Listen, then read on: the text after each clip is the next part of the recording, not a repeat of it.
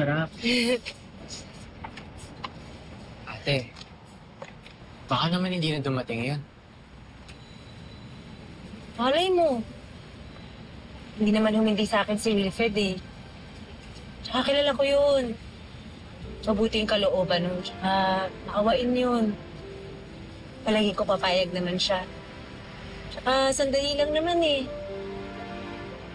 Bago man lang sila umalis. Diba? Ano ka ba, Tristan? Huwag mo masyadong nega dyan. Tsaka, hintayin na lang natin darating yung si Lia. Ako namimiss ko na rin yung batang yun eh. Ako nga din eh. Santos, may bisita ka. Papasukin niyo po. Harapin ko po. Palagi ito si Wilfred na yan, tsaka si Lia. Sabi ko sa'yo eh.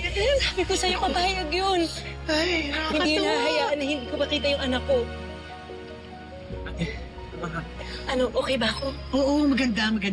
Oo naman ate.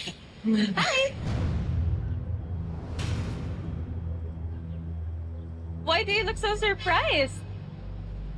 Oh, I know. Si Lia yung na-expect mo, right? Well, I just came here to tell you that she's not coming. Diretso na siya ni Wilfred sa airport. Alam mo, ayoko nga pumunta dito eh. But who would be the bearer of news if not me, right? Oh, Rena, don't cry. Don't cry. Umasa ka ba talaga? Sa tingin mo ba talaga tama na bisitahin ng isang batang isang cold-blooded murderer? Lorena, maawa ka naman sa anak mo. Hindi ako mamamatay, tao. Umalis ka dito, umalis ka! Tinilan mo na ako! Poor Lia. Alam mo, tinamaan talaga ng malas since birth dahil sa nanay niyang kriminal. Or, can I say, mamamatay tao. Alam mo ikaw, umaapuso ka ng tingpa. Ano ka lang? Ano ka lang? Ano? Tama na!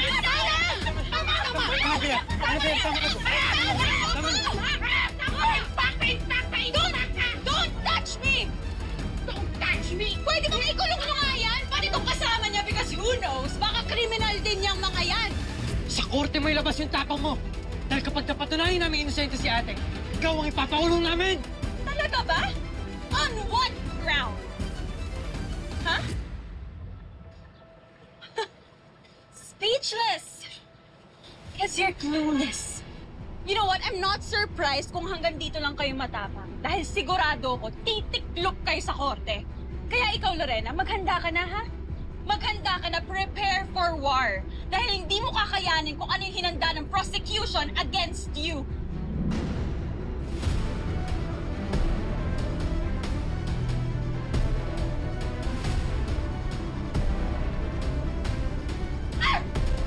Malis dito, alis!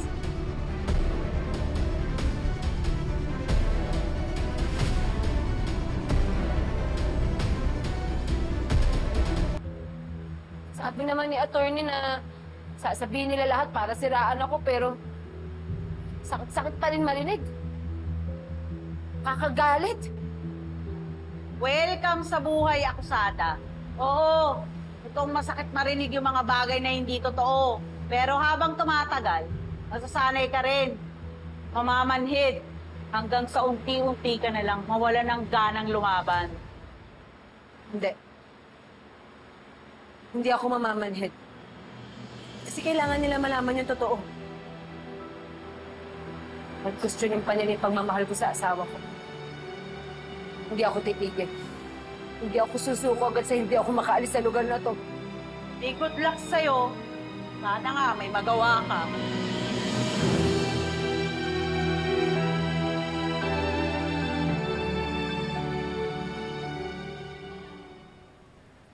Pare na ba't nung pinasok ko? My head said she's guilty.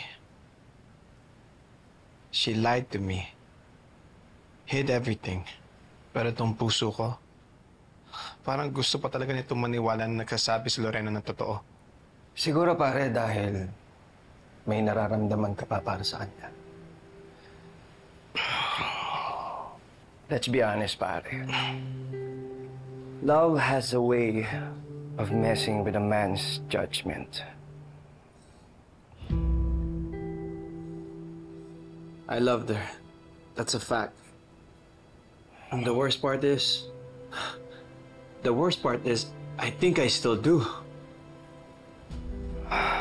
Even though I know na hindi dapat. Pare, siguro panahon na para gamitin mo naman yung isip mo. Alam mo kung ano ang masamang ginawa niya. Lahat ng kasinungalingan sa'yo, sa inyo. That matters.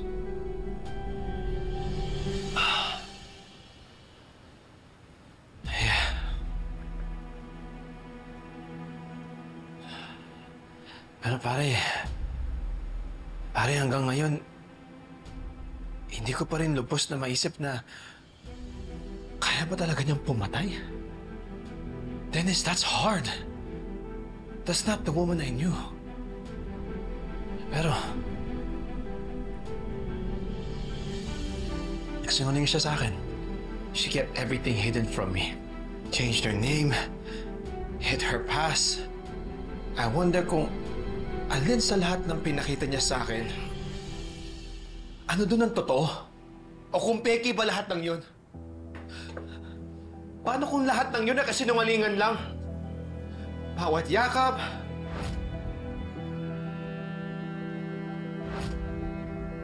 bawat I love you. Paano kung lahat ng yun peke lang?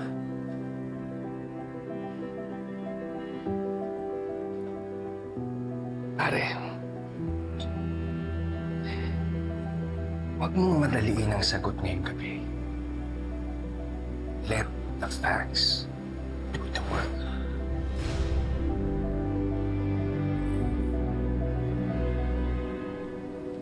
So given that collabs are totally a vibe right now, our plan is to collaborate with a famous fashion designer for our next project, where we'll have a new... Wilfred. Wilfred,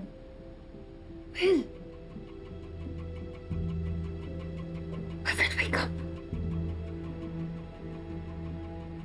Excuse me. Is he all right, po? Is there something wrong? Grace, enough with your personal remarks, okay? Just continue on the presentation about the collab. I'll just update Wilfred later. Okay. So everyone, let's get back to the meeting. The Pearl Vault. This is our marketing plan for fashion designer collaboration.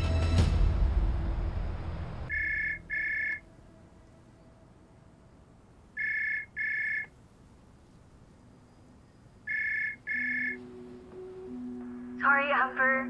Kailangan mong malaman to. Your dad, he's not doing okay. He's straight up cooked. Why? What happened? Ano nangyayari kay Dad? He looks so stressed sa meeting namin kanina. As in, grabe, I think it's because of the court case. Pero you can see in his eyes na grabe yung pressure sa kanya. As if he's drowning in his problems. It's all because of that Lorena or Carolina Astor. I keep on wishing na sana hindi na namin siya nakilala. Sana hindi na siya bumalik sa buhay namin. I'm sorry, but I'm really blaming her for all of this mess.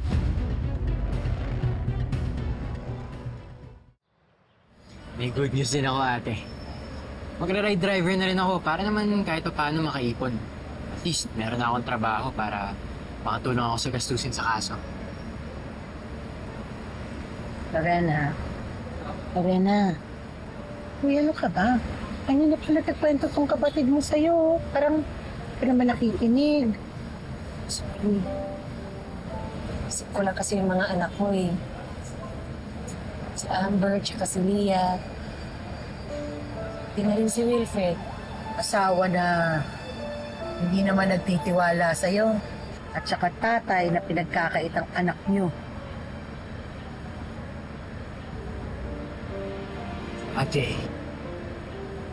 Ate, hindi ka na niya tinitingnan bilang nanay ni Leah. At lalong hindi na asawang tingin sa'yo simula nung hinayaan ka niyang makulong. Kaya ate, Baka naman pwedeng isipin mo muna yung sarili mo bago siya. Mahalin mo muna ulit yung sarili mo dahil wala ka nang aasahang pagmamahal sa kanya.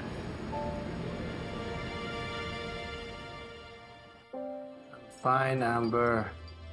No, you're not. I know you're still hurting. I'm trying. Don't worry about your dad. Magiging okay din ako. But you don't have to do this alone. Dad, I want to go back home. Para masamahan kita. No, you stay there with Leah, okay? We'll all be together pagkatapos nitong kaso. Sige. Uwi na rin ako. You two take care, okay? I love you. Love you. Bye. Yes.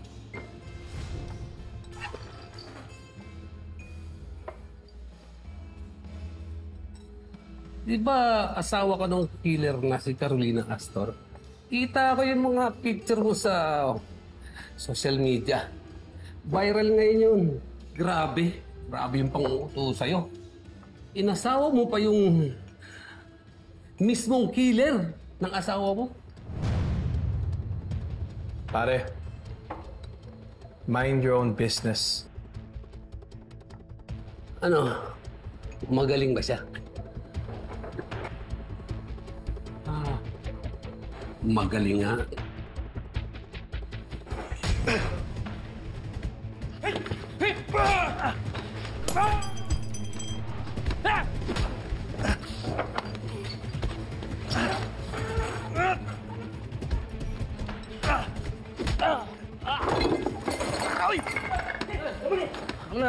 Tama na, sir. Awat na, sir. Awat na, sir. Awat na. Yan ang pasimuno! Pasimuno! Sir. Dapat na! Teka! Makabasas ng bibig mo! Kanina na hindi nyo nakilala kung sino ang tunay na pumatay kay Mrs. Joy Santos. Tama po ba? At sa dalawang dahilan. Una, malayo kayo sa pinangyarihan ng krimen. At pangalawa, nalaglag ang salamin ninyo kaya hindi kayo makakita ng malinaw at hindi kayo sigurado at kung nakita nyo kung sino man ang tunay na killer. Tama po? Opo, tama naman po. Ngayon, paano nyo rin masasabi na hindi si Carolina Astor ang pumatay kay Mrs. Joy Santos? Kasi nga po nakita ko po siyang tumawid, papunta po sa ibang direksyon. At iba po yung taong nandoon sa batuhan. Paano kayo nakakasiguro? Kayo na rin ang nagsabi na malayo kayo doon sa pinangyarihan ng krimen, di ba? At nalaglag pa yung salamin ninyo kaya hindi kayo makakita ng malinaw. At ngayon, paano kayo makakasiguro na si Lorena ang dumaan na malapit sa inyo, nag-brown out pa nung oras na nangyari ang krimen? O hindi kaya, pagkatapos patayin ni Lorena, si Mrs. Santos ay bumalik siya at nagpanggap na humihingi ng tulong? Objection, Your Honor. Counsel is suggesting a theory without foundation and badgering the witness. Sustained. Attorney Chavez, please refrain from leading the witness into conjecture. Noted, Your Honor. Ang masaya yung abogado mo. Tiyak naman nanalo ka na nito, ate. Sana nga. Para matapos na yung gulong to. Mang Dolpo, may tanong ko lang po. Malinaw po ba yung mata ninyo nung sinasabi niyong nasaksihan niyo yung pagpatay kay Mrs. Santos nung gabing yun? Nakikita ko naman po, attorney. May nga lang po dahil wala ang aking antipara. Your Honor, we respectfully move to mark and move into evidence Exhibit B. The certified medical records of Mr. Rodolfo Salas. Any objection? None, Your Honor. Exhibit B is admitted into evidence. Thank you, Your Honor. Mr. Salas, according to your medical records, you were diagnosed with cataract 4 months before the incident. So paano kayo makakasiguro nga na nakita ninyo yung krimen samantalang bukod sa malabo na ang paningin ninyo, nalaglag pa yung salamin ninyo at ang layo nyo doon sa pinangyarihan ng krimen? Di po ba? Nakakakita naman po ako, attorney. Mahina nga lang po pag wala yung antipara. Nakakakita kayo? O nagsisinungaling kayo? Objection, Your Honor. Badgering the witness and impugning on his character without solid basis. Your Honor, I'm not making a character attack here. I'm just challenging the truthfulness of the witness. that directly implicates my client. Overruled. But proceed with caution. Yes, Your Honor. Thank you. Mang Dolpo, kailan po kayo kinausap para tumestigo sa korteng ito? Medyo matagal na po. May 2 buwan na po ata. 2 buwan? Bakit parang noong isang araw lang po, nung araw ng Martes, na isumite ang inyong sworn statement? Ang alam ko po, nagbigay na po ako noon eh. Pero nawala yata. Nawala daw. Nawala? Parang kayo lang din ho, ano? Matanong ko nga ho, bakit ngayon nga lang ho kayo tumestigo? Totoo po kasi natakot po ako. Hindi na po ako magpakita ulit kay Ma'am Carol.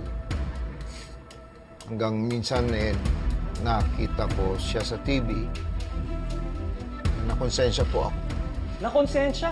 Nakonsensya kayo o binayaran kayo para tumestigo para kay Carolina Astor? Objection, Your Honor. Counsel is badgering the witness and implying illegal conduct without solid basis. Opo, totoo po. Binayaran po ako. See?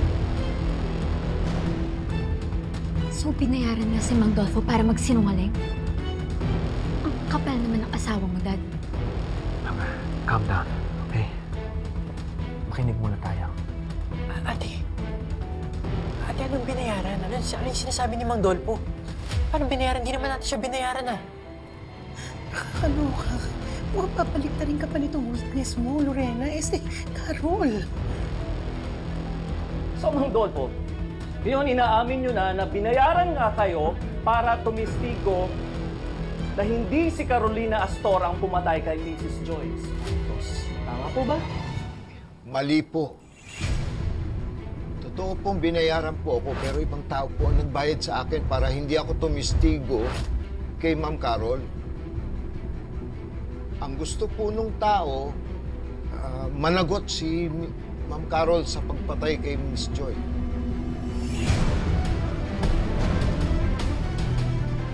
Sino po ang nagbayad sa inyo? Hindi ko po kilala eh. Basta wag lang daw akong tumistigo. Ronnie. You okay? I'm just worried. Sinungaling talaga yung witness ni Lorena. Kung ganun, may witness po ba kayo na merong kumausap sa inyo at nagbayad sa inyo para pigilan kayo na tumestigo dito sa korteng ito? Nando doon po yung anak ko doon sa kung saan kami dinala. Nasaan po siya? Nando doon po sa amin ngayon. Sinabihan ko na lang po na wag nang pumunta rito. Kasi ayaw naman po din niya naman madamay. Ayaw niyang madamay o ayaw rin niyang magsinungaling sa korte? Paano rin namin masisiguro na hindi kayo nagkampihan ng anak ninyo? At hindi nyo inimbento yung mga bayaran na nagganap na ito dahil kayo lamang ang nakapagsalita na may nabayaran kayo o may nagsuhol sa inyo? Objection, Your Honor. Overruled. Your Honor, hindi po ako nagsisinungaling. Hindi po kayang tanggapin ng konsensya ko ang magsinungaling. Nakukonsensya kayo, hindi kayo marunong magsinungaling. Ngayon, kung totoong hindi kayo marunong magsinungaling, Mang Dolfo, totoo po ba na nagkaroon kayo ng kasong estafa 15 years ago? Objection. Irrelevant and prejudicial. Your Honor, we respectfully ask you to admit Exhibit C, the certified criminal record of Mr. Rodolfo Salas. And that record shows who was convicted for estafa 15 years ago for fraudulently soliciting money from neighbors and failing to return it. Objection, Your Honor. The witness's prior conviction, was 15 years ago. It's too remote and not relevant to the Your present Honor, case. It is not about the time that has passed. Ang pinag-uusapan po natin dito ay ang karakter at kredibilidad ng ating witness. Ngayon, kung ang ating witness ay maaaring nagsisungaling at nagsasabi ng mga hindi pawang katotohanan sa korteng ito, ano pa ang silbi na pagkatiwalaan na natin ang isang witness na katulad niya? Inaamin ko po, nagkamali po ako noon. Pero hindi na po ako ganyan ngayon. Hindi na po ako kung ano ako noon.